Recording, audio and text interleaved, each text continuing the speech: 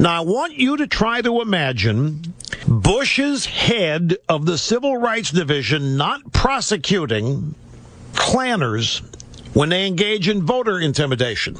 And then, after not prosecuting Klanners for that, then imagine what would happen if Bush turned around and nominated the Grand Kleagle of the Ku Klux Klan to a cabinet position where he would be deciding on discrimination lawsuits. That is exactly what's happened here. There would be unmitigated hell to pay if that had happened. If George W. Bush puts a Klansman in his cabinet, there would be hell to pay. That's essentially what's happened here. This guy, Tom Perez, I read a piece at PJ Media today by our old buddy J. Christian Adams, who was in the Justice Department and who was prosecuting the new Black Panthers, voter intimidation in Philadelphia. He was prosecuting them when Holder shut it down, just ended and there was evidence to convict a mile long. And J. Christian Adams had his investigation pulled out from under him, and he retired. He resigned. He quit. He said, no point in me being here.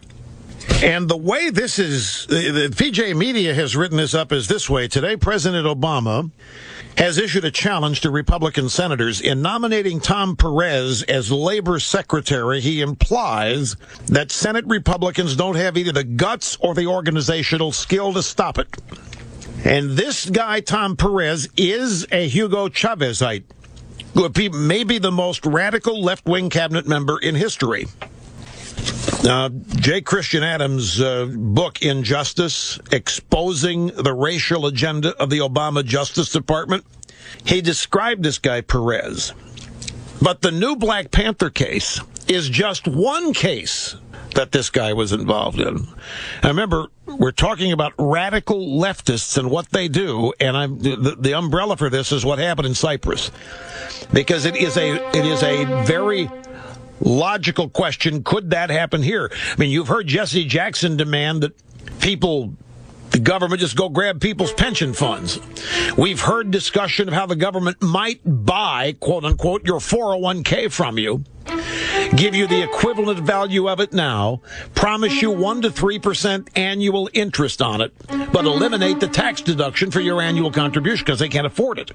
There are any numbers of stashes of money like that, $16 trillion in debt, they can go do. And if there isn't any hell to pay, I mean, if the Eurozone just confiscates between 6 and 10% of everybody's money in Cyprus and nobody complains about it, and there won't be a lot of complaint if the media doesn't cover it, then it is a logical question to ask, could it happen here? We've got the same kind of people running this government as are running all those European so-called socialist democracies. And an example is this Perez guy, the new nominee for Secretary of Labor.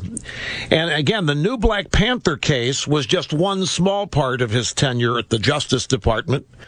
He was involved in the 8th grade transvestite lawsuits in New York, the race quotas in New York City. This Perez guy is at the forefront of Obama's war on the Catholic Church and demanding that contraceptives be given away. This is the man who overruled career lawyers in the Department of Justice in the South Carolina voter ID case. He is a classic radical leftist. That's not going to get reported much today. And to the extent that I'm talking about it, people are going to say sour grapes. The point, it's not sour grapes. I'm just trying to tell you what's going on.